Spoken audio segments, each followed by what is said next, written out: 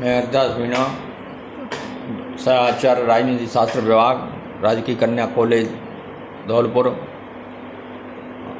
आज हम BA part third के प्रथम प्रश्न पत्र में संत एक्विनास का अध्ययन करेंगे। संत एक्विनास के अध्ययन में भी संत एक्विनास के राज्य संबंधी विचारों की चर्चा करेंगे।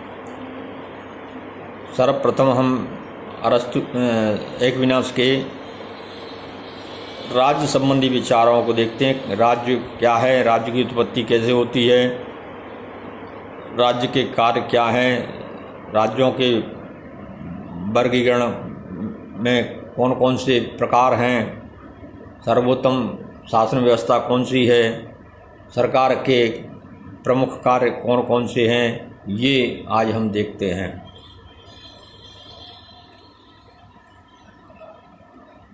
अरस्तु के संत एक्विनास के राज्य संबंधी विचार इस प्रकार से हैं। राज्य की उत्पत्ति के संबंध में मध्य युग में एक मत प्रचलित था कि राज्य की उत्पत्ति मनुष्य के अधपतन या पाप के कारण हुई है। अतः राज्य एक प्राकृतिक संस्था न होकर पाप प्रवृत्ति के कारण उत्पन्न एक आवश्यक बुराई है और राज्य तथा सरकार का मुख्य कार्य मनुष्य की इस पाप प्रवृत्ति पर नियंत्रण करना है। परंतु राज्य के संबंध में थॉमस एक्विनास के विचार बिल्कुल भिन्न थे। एक्विनास ने यूनानी दार्शनिकों के इस विचार को स्वीकार किया है कि मानव स्वभाव से ही सामाजिक और राजनीतिक प्राणी है और राज्य इसलिए आवश्यक नहीं है कि वह मनुष्यों की बुराइयों पर रोक लगाता है, वरन इसलिए आवश्यक है कि मनुष्य अपना पूर्ण विकास राज्य के बाहर नहीं कर सकता। अतः राज्य के बाहर वह पूर्ण आत्म साक्षात्कार नहीं कर सकता। राज्य एक आवश्यक अच्छाई है और राज्य में रह के ही वो अपने अंतिम लक्ष्य की प्राप्ति कर सकता है। उसके विचार मध्ययुग के विचारों का परिमार्जन प्रस्तुत करते हैं। उसके अनुसार राज्य का कार्य केवल मनुष्य की पाप प्रवृत्तियों पर नियंत्रण करना नहीं है, वरन वह एक ऐसी संस्था है जिसमें रहकर मनुष्य अपना पूर्ण विकास कर सकता है। मनुष्य के अपने विकास के लिए राज्य नितांत अनिवार्य है। एक्विनास राज्य को एक बंधन के रूप में न लेकर स्वाभाविक और प्राकृतिक संस्था के रूप में स्वीकार करता है। एक्विनास के राज्य संबंधी विचारों पर विद्वान एवस्टीन ने कहा है कि एक्विनास ने सरकार की आवश्यकता को मनुष्य की सामाजिक प्रकृति पर आधारित माना है और सरकार के संगठन को शासकों के शुभ के लिए शासक के उच्च स्तरीय विवेक और नैतिकता पर माना है। दोनों विचारों में अरस्तु से उसकी समानता स्पष्ट है।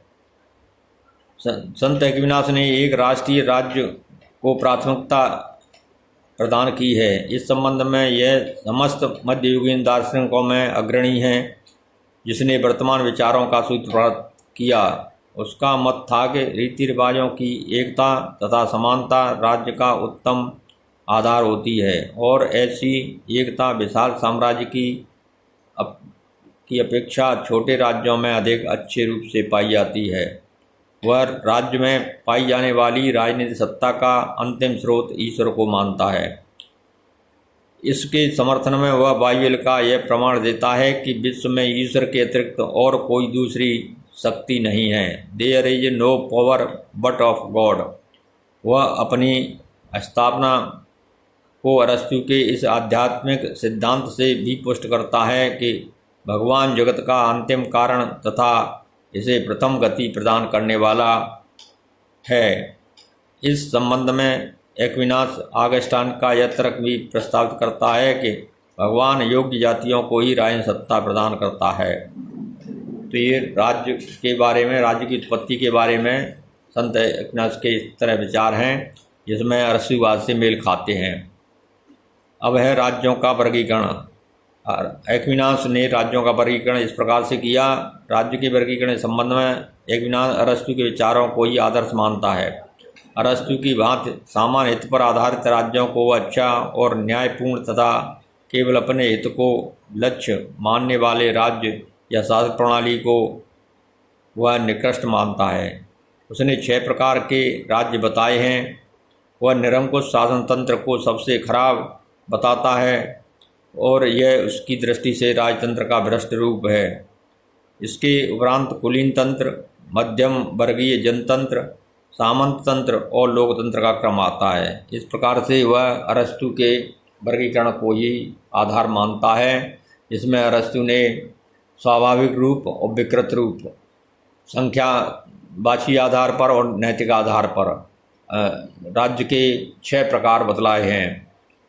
जैसा अरस्तु ने कहा है कि एक व्यक्ति का शासन स्वाभाविक रूप में राजतंत्र और विकृत रूप में एक तरह से निरंकुश तंत्र कहलाता है। इसी तरह कुछ का शासन कुलीन तंत्र और विकृत रूप में वही एक धनिक तंत्र के रूप में परिणत होता है, धनिक तंत्र कहलाता है। इसी तरह बहुतों का शासन पॉलिटी राज्य या संवैधानिक तंत्र तथा दूसरा इसका बिगड़ा रूप प्रजातंत्र या भीड़ तंत्र को मानता है। संत एक्विनास ने भी इन शासन प्रणालियों में राजतंत्र को सर्वोत्तम शासन माना है और निरंकुश तंत्र को सबसे खराब रूप माना है। अब देखते हैं संत एक्विनास राजतंत्र को सर्वोत्तम शासन कैसे मानता है। तो संत एक्विनास कहता है कि विभिन्न शासन प्रणालियों में अरस्तु का झुकाव कुछ सीमा तक मध्यवर्गीय लोकतंत्र की ओर था, किंतु एक्विनास का झुकाव राजतंत्र की ओर है। उसने राजतंत्र के समर्थन में अनेक तर्क दिए हैं। उसका मत है कि एकता समाज का एक मुख्य ध्येय है, अतः सरकार के संगठन में एकता लाने के लिए शासन की बागडोर एक व्यक्ति के हाथ में होनी चाहिए। समाज का कल्याण इसी में है कि उसकी एकता की सुरक्षा हो सके तथा शांति स्थापित रह सके, और यह एकता एकमात्र संगठन के आधार पर ही स्थापित रह सकती है। अतः राज्य में एक व्यक्ति का ही शासन उचित है। दूसरा उदाहरण देता है कि राजतंत्र का औचित्य सिद्ध करने के लिए वह अनेक सादृश्यों का उदाहरण भी देता है। वह कहता है कि जिस प्रकार शरीर के विभिन्न अंगों पर हृदय का शासन होता है, मधुमक्खियों पर रानी मधुमक्खी का शासन होता है और समस्त ब्रह्मांड में एक ही ईश्वर का शासन होता है, उसी प्रकार राज्य में एक व्यक्ति का शासन होना उचित है। इस अंतिम सादृश्य को एक्विनास सर्वाधिक महत्व देता है। उसके अनुसार राजतंत्र सर्वश्रेष्ठ शासन है, क्योंकि वह ईश्वरीय शासन के सर्वाधिक अनुरूप है। उसके अनुसार विभिन्न राज्यों के क्रियात्मक अनुभव से भी ये सिद्ध होता है कि राजतंत्रात्मक प्रणाली सर्वश्रेष्ठ है। जहाँ प्रजातंत्रीय प्रणाली वहाँ अनेक प्रकार के झगड़े, फूट और दलबंदी दिखाई देती हैं, किंतु राजतंत्र में सदैव शांति समृद्धि दिखाई देती है। राजतंत्र का एक बड़ा दोष तानाशाही और अत्याचारी शासन में परिणत हो जाना है, परंतु एक्विनास का विश्वास है कि यह बुराई भी राजतंत्र की अपेक्षा प्रजातंत्र में अधिक पाई जाती है। थॉमस भी जॉन सैलिसबरी की भांति अत्याचारी शासन के विरुद्ध है, किंतु थॉमस सैलिसबरी की भांति जनता को अत्याचारी शासन के विरुद्ध क्रांति का अधिकार नहीं देता। उसके अनुसार यह आवश्यक है कि राजा की हत्या से प्रजा को अत्याचारों से मुक्ति मिल जाए। थॉमस ने राजतंत्र को वंशानुगत रखने के बजाय निर्वाचित कर देने की परंपरा का अनुमोदन किया है। थॉमस का यह भी कहना है कि निर्वाचन के पश्चात राजा पर शपथ द्वारा यह बंधन लगाया जाना चाहिए कि वह शासन का कार्य संविधान के अनुरूप ही करे। अब आगे संत एक्विनास राज्य के कार्य अथवा सरकार के कार्यों पर चर्चा करता है। वो इस प्रकार से है। थॉमस के अनुसार शासन का सबसे प्रमुख कार्य ऐसी परिस्थितियां उत्पन्न करना है जिसके अंतर्गत उसके प्रजाजन उचित जीवन व्यतीत कर सकें। उसके समाज में शांति और व्यवस्था स्थापित रखकर मानवीय सुख की आधारशिला रखना है। इसके अतिरिक्त उसके द्वारा शासन को निम्न इस प्रकार से ये कार्य सौंपे गए हैं। संत एक्विनास कहता है कि पहला कार्य सरकार का है, शासन के द्वारा कानूनों के उचित पालन की उचित व्यवस्था की जानी चाहिए। इस संबंध में उसके द्वारा पुरस्कारों और दंड की व्यवस्था की जानी चाहिए।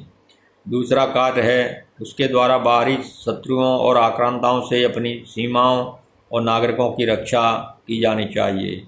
तीसरा कार्य है सड़कों को सुरक्षित और चोर डाकुओं के उपद्रवों से मुक्त रखा जाना चाहिए।